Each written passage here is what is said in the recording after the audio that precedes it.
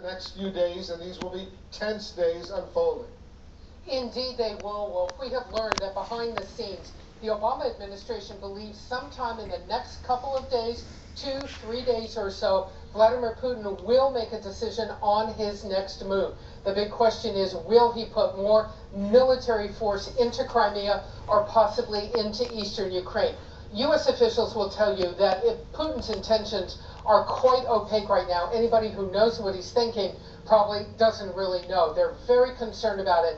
But here's their calculation. They feel that Putin has essentially consolidated his grip, if you will, on Crimea. He doesn't have to put any more into that area, but he may have to make a decision about the rest of eastern Ukraine.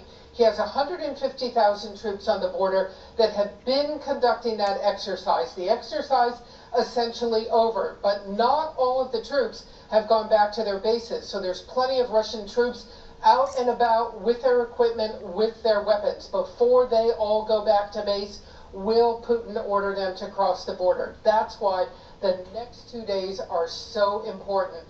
That's why we are told you are seeing this heavy international diplomatic push led by the United States, trying to give Vladimir Putin that diplomatic off-ramp from this crisis in the next 2 to 3 days, Wolf. Let's see if he takes that off-ramp or not. Thanks, Barbara. Let's go to Elise Lavin right now. She's traveling with the Secretary of State, John Kerry. He's just wrapped up a historic meeting in Kiev. I take it you're still on the ground in Kiev. Is that right, Elise? Well, we're in the motorcade about to go to Paris, where Secretary Kerry will be attending a meeting of a Lebanon Donors Conference, but he'll also be meeting with members of the UK, the Foreign Secretary William Hague, and also the Ukrainian Foreign Minister. He invited the Russian Foreign Minister, Sergei Lavrov, to join them as part of the signatories of this Budapest Amendment. This is part of what the U.S. was hoping would be part of the diplomatic way forward, but the Russian Foreign Minister declined to attend the meeting, citing scheduling conflicts. So even as the U.S. pushes for this diplomatic way forward, it's looking very rough, Wolf. Looking very rough indeed. So he's wrapped up his talks.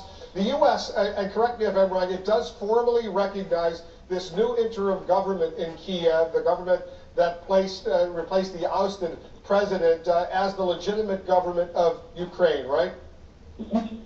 That's right. It doesn't recognize President Yanukovych as the president of Ukraine any longer, even though that's what the Russians are recognizing. Secretary Kerry met with many members of the new government, met with members of the parliament, and said that the U.S. wants to help them move towards the elections that they'll be having in May. They're going to be training monitors, and they also announced a very robust aid package for Ukraine to the tune of $1 billion in loan guarantees as Ukraine tries to wean itself off of this dependence on Russian oil and gas. Elise Lavin, have a safe flight out of Kiev on the way to Paris with the Secretary of State. Thank you.